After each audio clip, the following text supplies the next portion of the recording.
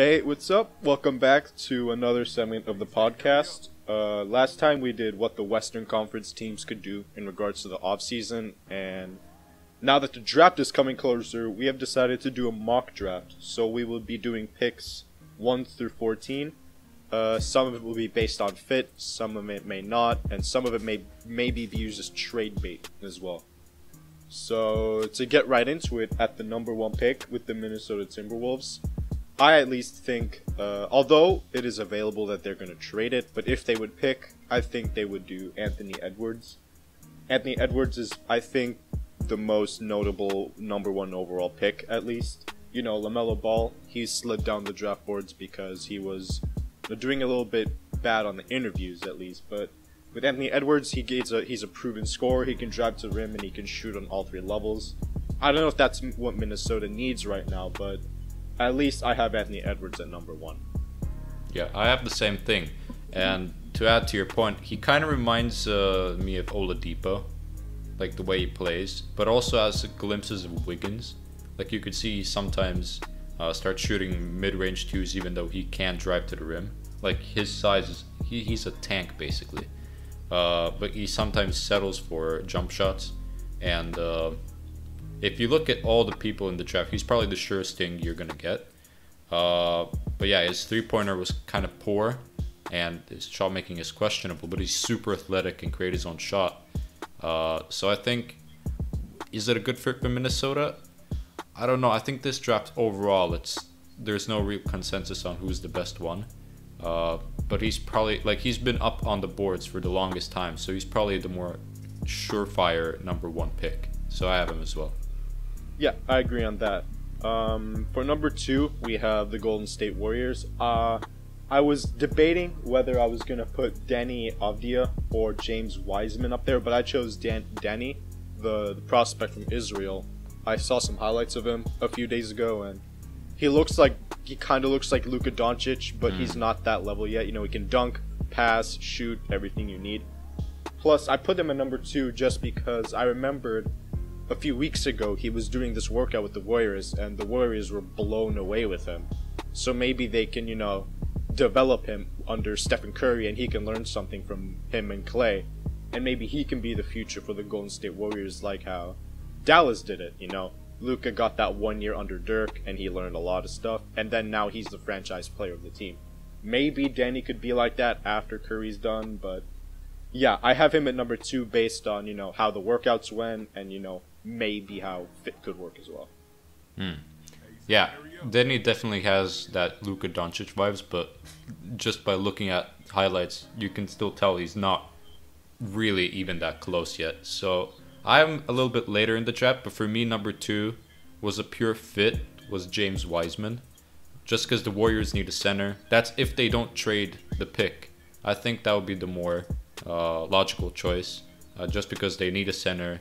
And even though they have a limited sample, even though James Wiseman played a limited sample of games in college, he's that kind of talent that can develop into being one of the best bigs in the league.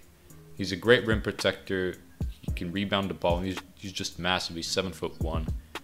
If you remember Joel Embiid, I think he also got injured when he played in college, but he got picked 3rd, and now look where he is. I think if you look at that draft, he's probably the best player to come out of that draft. So I think if you look at James Wiseman, I think the talent is definitely there. He can also potentially start shooting jump shots, and if he starts doing that, I think Golden State could be crazy. If Golden State, managed to do this, if they managed to do the draft successfully, whether it's be trading or, picking the player, they probably just finessed the whole league because they were one of the worst teams last season, and now Steph and Clay are back, and it's just going to be crazy to see how next season will be. But the question is, do they go for a more surefire player who can contribute right away, or do they draft somebody looking at the future? Or are they more likely to trade the pick and look for a veteran? I think, to be honest, they're more likely to trade and go for a veteran because while Steph and Clay are still in their primes, might as well use them to their full potential with the supporting cast as well. So I think most likely they're going to trade because they're in a win-now mode as well.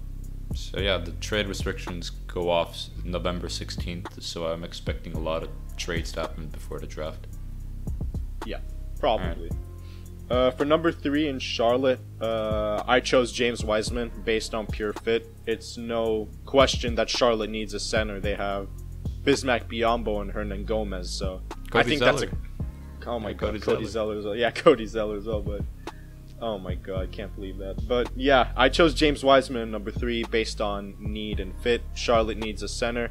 I think they could use a little bit more offense in that center position. You know, Cody Zeller, I just don't think he does the job anymore. I just don't think he does the job in general for them. You know, they haven't really been that good since Kemba, and they've only been in how many playoff series with Kemba? 1, I think? 1 or 2, but yeah. 1 or 2, yeah. I remember he had that Miami series a few years back. Mm-hmm. But anyway, I chose James Wiseman in number 3. He's what Charlotte could need right now with Terry Rozier and Devontae Graham in the backcourt. So, yeah, James Wiseman in number 3, basically. For me, I chose LaMelo Ball. Out of everyone in the draft, he probably has the biggest star potential. Like, he could technically play a small forward for Charlotte, a 6'6" combo guard. Like, his vision and his passing and size probably will win some people over. But he has some issues defensively. But in my opinion, it all depends on the team he gets drafted on. Maybe Charlotte can, make him start playing on defense, because most of it is just because he doesn't really try. And if he gets into the right system, maybe that helps him. He's had poor shooting percentages and one of the worst pick and roll defenders when he was in Australia. But that offensive talent that he has, it's a real big potential moving forward. So I don't really see LaMelo Ball slipping past 3, even though, as you said, some stuff with the interviews, he just doesn't look mature enough, I guess. But from a basketball perspective, like, he's probably the biggest star potential right there where we have him. Yeah, I agree with that. He's the most known prospect out of all of them. And with Chicago, I have him at number 4, purely because he was, the slacking off with their interviews. Plus, I heard Chicago said they may need another playmaker. I heard it somewhere, if I'm correct. But anyway, LaMelo Ball at number 4. Maybe Chicago can trade him and they can do something with it. Maybe they can do, a 3-guard lineup with Kobe, Zach, and Ball as well. Although defense won't be there, offense will definitely be there. But Chicago, I have LaMelo Ball going there no later than that, just because, the potential he has. The offensive potential he has, and the name itself, I don't see him slipping past 4. 4 is like the most where I'll put it. Yeah. The defense would be absolutely garbage if Chicago landed Ball. But do you think you would say, like, Instagram followers kind of has an influence on where you get drafted? 100%. Maybe if the player's more known, more hype about him, so maybe some teams might pick him earlier.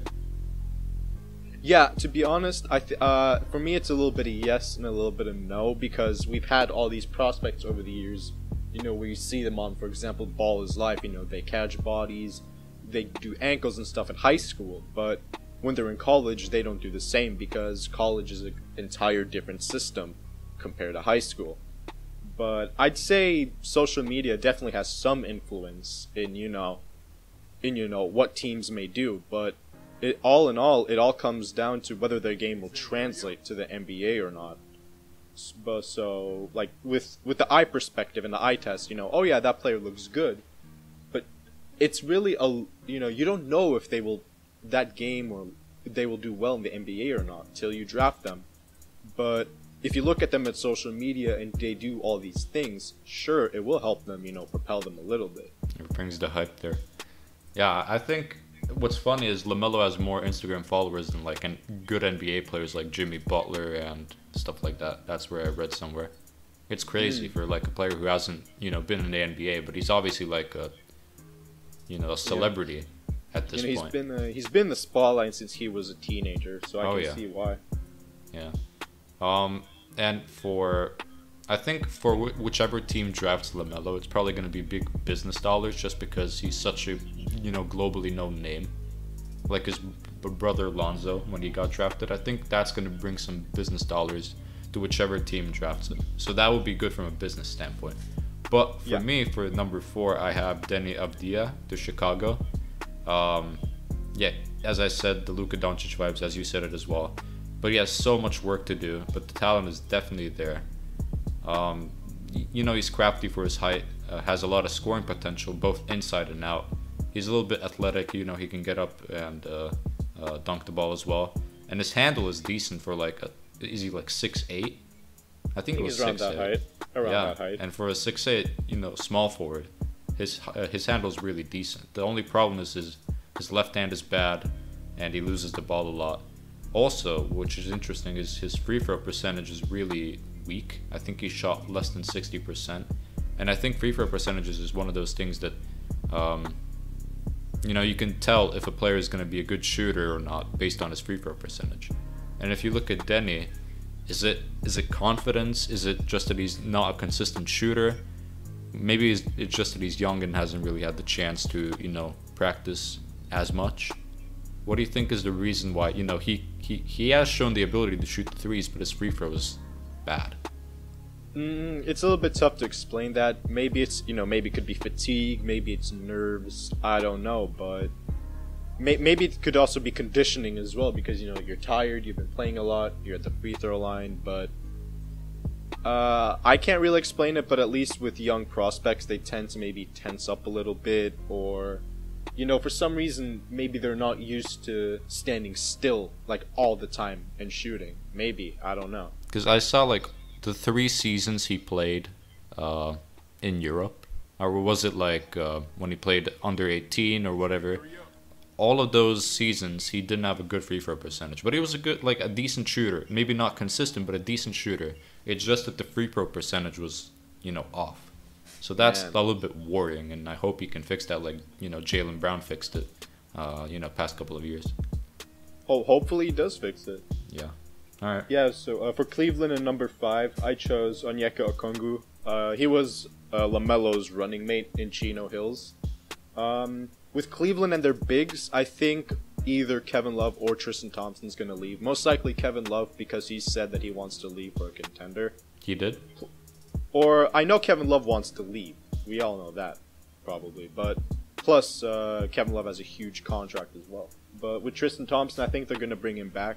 And maybe they'll run Onyeka with him at the 4. Maybe Onyeka will start. But I have Cleveland picking him at number 5. I also have Onyeka at 5. I think he's such a great talent. Reminds me of Bam Adebayo. A great defensive big man. And he's incredibly fast and has a good motor. A decent low post game, and I think his shooting probably needs a little bit of work. He's not that guy who can stretch the floor quite yet. And he's a little bit undersized. He's only 6'9". But it hasn't really troubled Bam Adebayo to become the player he is right now. But he also needs to work on his passing, because that's a little bit weak. But overall, I think Onyeka is probably that new trend of big men, and I think that talent is not you can't pass that up even at number 5. Yeah, makes a lot of sense. So at least for number 6, we have Atlanta. I chose Tyrese Halliburton. Looking at him in college and what scouts have been saying about him, he's kind of like a 3-and-D player. At least he plays really good defense, and that is what Atlanta needs a lot right now, with Trae Young and Cam Herter. So they could use that help on defense with Clint Capella as well coming back. So at least for number 6, I have Tyrese Halliburton. Most notable, as I said again, he can shoot and he can defend. That's all I have, at least. Yeah, I think Atlanta next year is going to be really exciting to watch, just because we haven't seen Clint Capella yet. And they have a nice core of young players, and it's just about time to see if they develop or not. For me, I also chose Tyrese Halliburton. I think Atlanta needs a backup playmaker. I think they traded for Jeff Teague last year, but other than that, they didn't really have a good backup playmaker. He's a great scorer and a nice passer, a little bit turnover prone. And have you seen his jump shot? No, I haven't. His jump shot is kind of weird. Reminds me of Lonzo Ball. Not only just because of the jump shot, but also the way he plays. He's a long player who can pass and shoot, but his shot looks a little bit weird. And I don't know if people are worried about that, but it's something definitely, when you watch the game, you can see it kind of catches your eye that the jump shot is not a smooth jump shot, but it's kind of a little bit weird. So That's my only concern with Tyrese Halliburton. But you know, if he can hit that consistently, I won't see that as a worry. Yeah, that's probably should be fine. For number 7 with Detroit, I have Patrick Williams.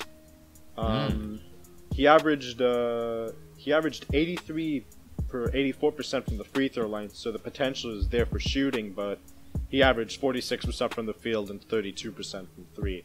That's a little bit worrying, but I'm looking at his college stats. He could potentially be a little all-around guy. He averaged a block, a steal, 4 rebounds, almost 10 points. So the raw potential is there, but looking at him, he's very explosive. You know, he can dunk, he can defend a little bit. The shot isn't necessarily there yet, but his upside is good enough for, I think, Detroit to pick him at least. That's an interesting pick going that early in the draft. I have him later in the lottery, but definitely not at number 7. For me, I have Killian Hayes, the smooth Frenchman. Kind of reminds me of D'Angelo Russell and Harden. He can stop on the dime and hit mid-ranges and threes. As I said with Harden, he has a Harden-esque footwork.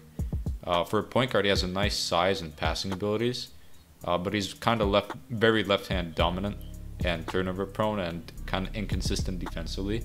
But I would love for Detroit to pick him just because he's from France, and they have Sekou Doumbouya, who's also from France, and they played together. So I think that would be a pretty nice fit. As well, since they need to trade, they're probably going to trade Derrick Rose, so he could slot right into that starting point guard spot. Very interesting. Very interesting. For the Knicks, I have Isaac Okoro. I think he's been talked about a lot, getting picked by New York. You know,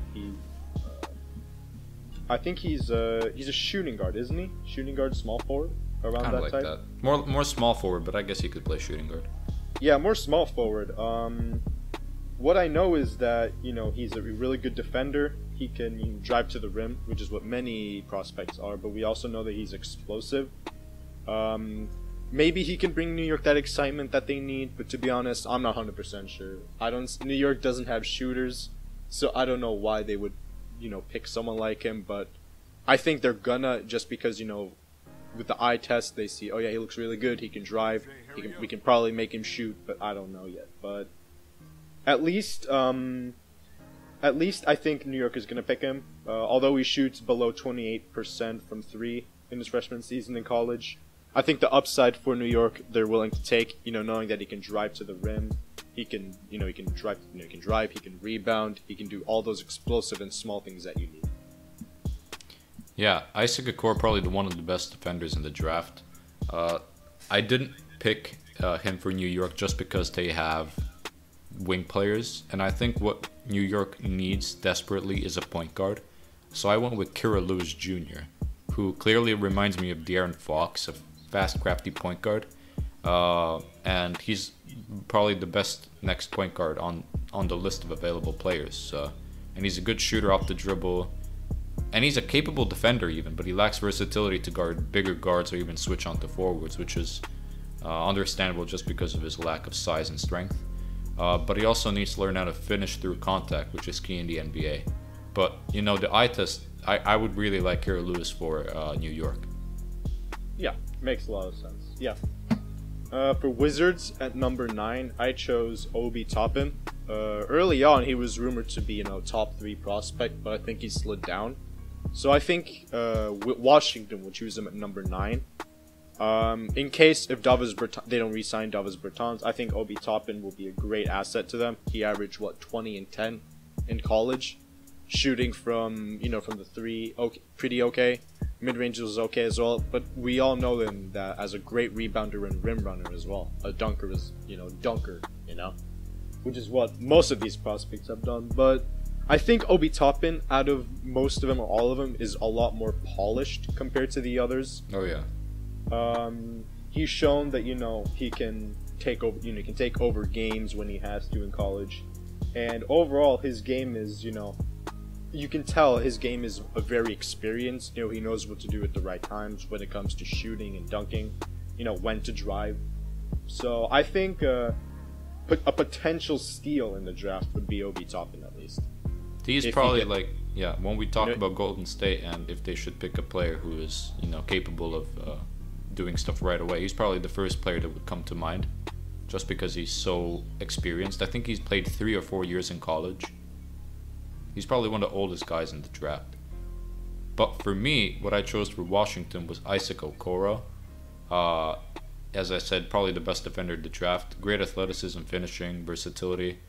He's a perfect 3 and D player if he had the 3. This guy shot very inconsistently from 3, but as we all know, shooting can improve. And I think it would be a great fit for Washington just because they were so trash at defense last year. And I think Okoro would definitely, you could maybe slot him at the 3, play Hachimura at the 4, and maybe you can bring Davis Bertans off the bench. I think that would give you so much defensive versatility with John Wall coming back. So I think Isaac Okoro would be one of those guys Washington should look at. Okay. Yeah, that could work. Definitely. That would be really interesting to see, both Okoro and Hachimura. Yeah, do you see Davis Bertans coming from the bench, though? I don't know. Didn't he come from the bench a little bit last year? Didn't he? I thought he started most of his games. That's the question. I really don't know. I know he was. I know he was injured for a little bit because I remember Mo Wagner. I think he started for a little bit. He was a little bit on and off, and I know Rui was out for some time as well. So maybe it was a little rotation there, at least. But I see Davis as a guy who can come off the bench and light it up, and I think Washington, their bench hasn't been really good past couple of years. So maybe if he's willing to take that role as a 6th man, they would be really scary. Oh yeah, definitely. At least with all around an offense and defense coming from starters on the bench, that'd be really scary. Yeah. For number 10, I believe, I chose Kira Lewis Jr. Although I've heard Phoenix may run Devin Booker as, a point guard coming up for the next season, I still chose Kira Lewis. I think what Phoenix needs, at least what Phoenix could use, they could use, scoring, because Devin Booker, he can't do it all. In the bubble, he was of course the main guy, averaging over 25 points per game, but second to that we have Ayton, but who else? Who's the third guy? Is it McCall Bridges? We don't know yet. So I think Kira Lewis, he'd be a great, instant offense kind of guy for Phoenix. So although he averaged, 36.6 from the 3-point line and 46% from the field, he averaged 18.5 points in college and 5 assists. So I see this as potential what Phoenix could use. Although defense may be a little bit an issue, I still see, how he could improve the Suns team. If you have Kira Lewis, does that mean you have a plan for Ricky Rubio? Like, what does Phoenix do with Ricky Rubio in that case? Maybe they can start him off the bench, or maybe they can start Ricky Rubio and they could use Kira off the bench. But with Ricky, I have no idea yet. Maybe he wants to. I think he'd be better suited for a contender. I don't know if Phoenix is Phoenix is not contending at all. So maybe they can trade Ricky Rubio for maybe another proven player in another position, but I'd at least start Rubio if they're going to keep him, and maybe use Kira off the bench. Let him get some valuable minutes as well. Oh, that doesn't leave any minutes for my boy Cameron Payne. Oh, Cameron. But he's a free agent. He's a free agent. He can find a spot somewhere. No, but he played really well in the bubble. I got to give him credit for that. The whole Phoenix team was just amazing. Oh, yeah. But for me, I chose Obi Toppin for Phoenix.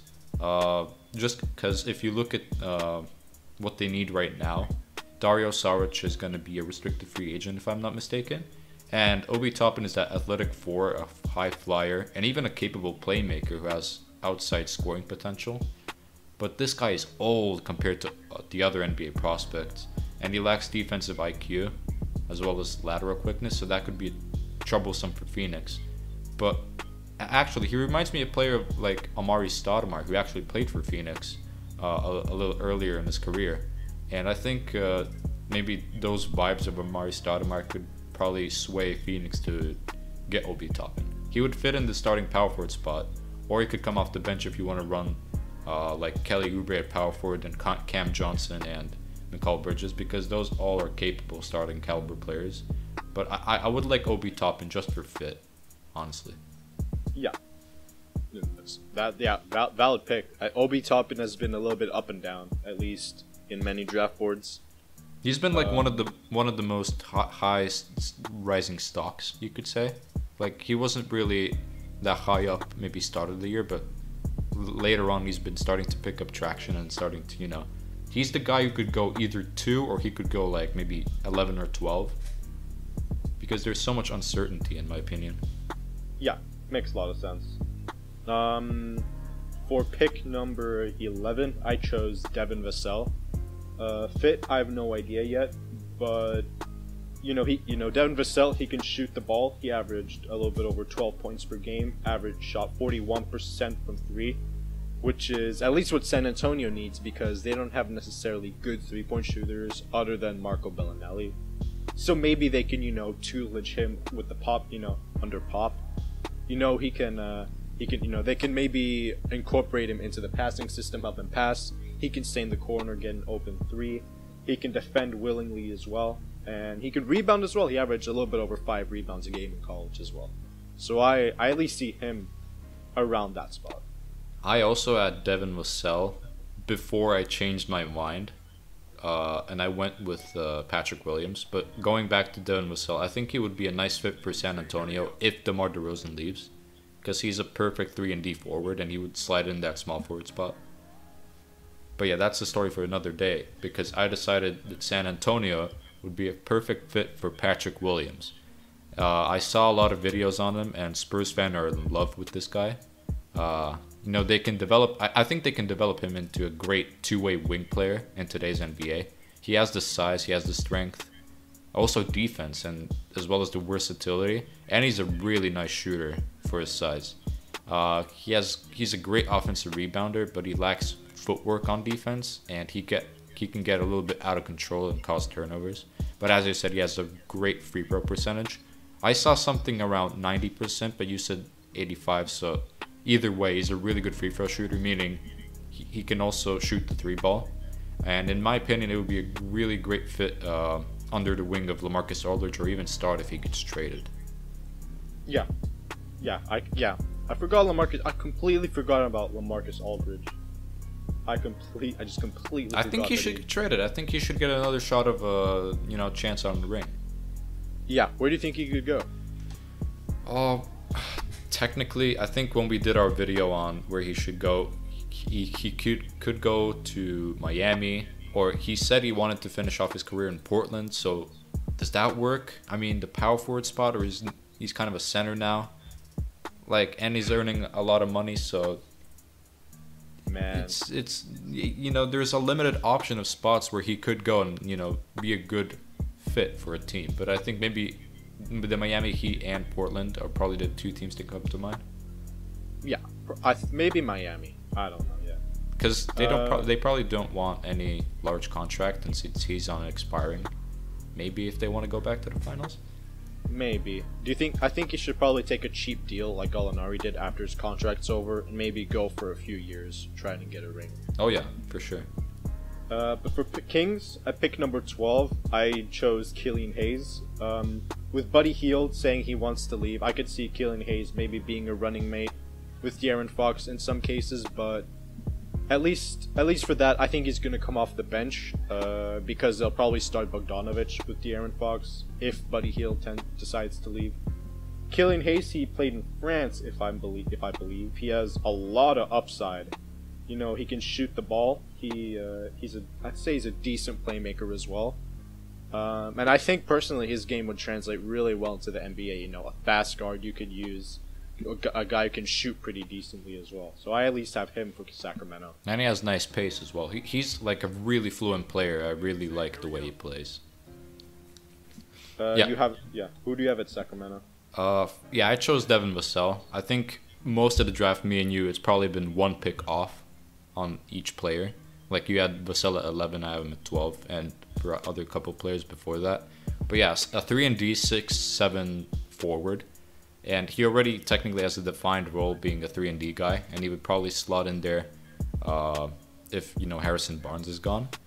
But he has problems with ball handling and finishing through contact. and that's what he needs to work on, as well as his shot looks a little bit weird. He has like that catapult motion. But shooting can be fixed. It's a long process, but it definitely can be fixed. And you know, he's a great defender and he's versatile. So for Sacramento, this is probably the best option they could get at number 12. Yeah. For Pelicans at number 13, I chose Saddiq Bey. With Villanova, for some reason, Villanova always has a tendency to develop amazing players. At least the one on top of my head, it is Kyle Lowry and Dante DiVincenzo. But with Saddiq Bey, he's an excellent three-point shooter, and he can defend 2s and 3s and a few college 4s, at least. So he's a 3-and-D guy, but he shot 45% from 3, as I've mentioned. And with New Orleans, they could use something like that. JJ Redick is getting up there in age, but he's still valuable. Zion, God help him if he can get a jump shot. Brandon Ingram's solid, and Lonzo, I'd say he's still a work in progress.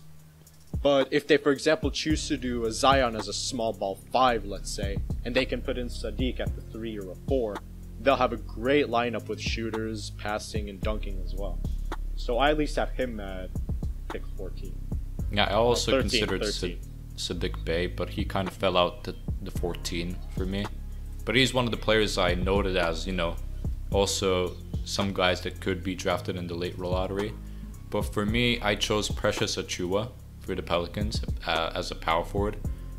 He has a lot of energy, athleticism, rebounder, and a rim protector. And I think his size and athleticism and versatility makes him, you know, tough for anyone to ignore. He actually has nice ball handles for a big, and yeah, he kind of reminds me of Al Horford with the way he handles the ball. But he definitely must improve his court awareness because he sometimes makes the bad pass, as well as his shooting is kind of awful. But I could definitely see him being that guy who can shoot a 3, an open 3, and you know, being 6'9", he could maybe be a nice fit next to Zion. If Jackson Hayes doesn't work out, you can have Precious Achiuwa. He can play the power forward, the center. And he's definitely proven to be a really good player. Yeah. Precious Achiuwa, I have him at Celtics for number 14. Oh, yeah. You mentioned everything that I was about to say, knowing that he's a rim guy, can block, can defend, has had that court vision problems, but I have Celtics picking him because Celtics need rim protectors, they need a big, so purely for that reason, I chose Celtics with Precious. I think that would be a really nice fit. I also noted down, like, when I watched the videos, I would think, damn, that would be a perfect fit for the Celtics, but I can't really see him slipping past 13. If he does, though, I think that's a no-brainer for the Celtics. But since I had him at number 13, I decided that the Celtics should take a point guard named Tyrese Maxey. 6'3", can shoot, can finish around the rim. He's a tenacious defender, which is really key, in my opinion, for a point guard. And his only problems is consistency offensively. He sometimes has bad shot selection, so that's a little bit worrisome, but that definitely can be fixed if you're in a good system. And his passing ability, which is really crucial for a point guard, that could also need improvement. But I think for Boston, they definitely need a backup point guard, and Tyrese Maxey is a player who could step in that role since Brad Wanamaker is probably gone. But I agree with you with Precious. I think he would be a really good fit for Boston if they decide to make trades, and maybe that opens up a spot for a power forward, a center. I think Precious could definitely come in and produce. Yeah, that would definitely work. Since Boston needs, they need a backup point guard as well as they need as a center. They definitely need to make a trade. I think they're one of the teams that is probably going to make a trade at the NBA draft, so I'm looking forward to that. Yeah, I'm excited to see what they'll do. I think they're one of the teams in the hot seat, at least them and Golden State, for what they can do for their win now seasons. Yeah. Do you have any other guys that are worth mentioning that you didn't mention that could be lottery, but you didn't get a chance to put him in? Who I wouldn't be mad at lottery is Cole Anthony. He's a very popular prospect. He plays in North Carolina. I think his size takes a little knock on him as well, but yeah. I think he's more like he's an energy guy who can come off the bench, kind of like a streaky shooter, and not a streaky shooter, a streaky scorer, because he can dunk the ball pretty decently as well. He can finish nicely as well. But I wouldn't be mad if he got picked at 14, personally. For Boston? Yeah. No, maybe use him as a trade piece or a backup, but I wouldn't be mad if Saddiq Bey, Precious, or Cole Anthony would be at 14, I wouldn't be mad, personally.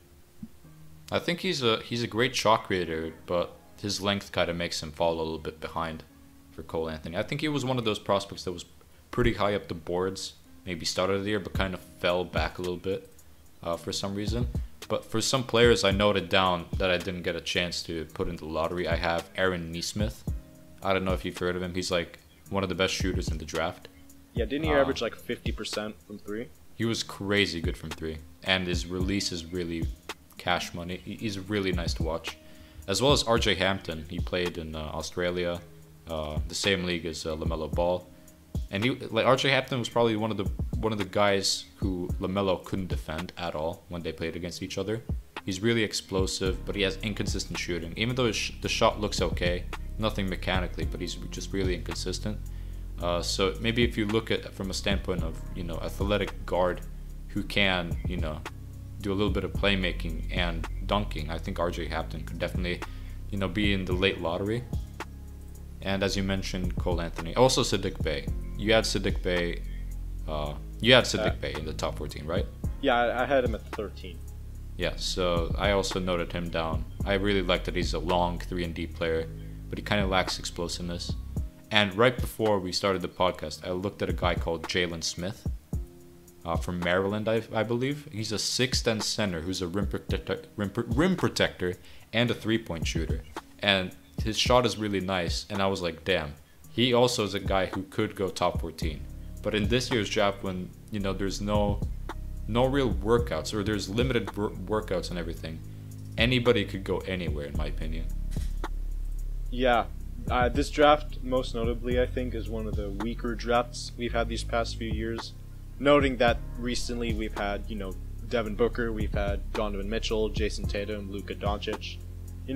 With the hype in this draft, only LaMelo Ball stands to mind compared to these last few years. But let us know at least what you guys would do differently. Would you have Tyrese Halliburton at 8, for example? Danny maybe at the 8th spot, for example? At least let us know. But this is our list. All right, take care, guys.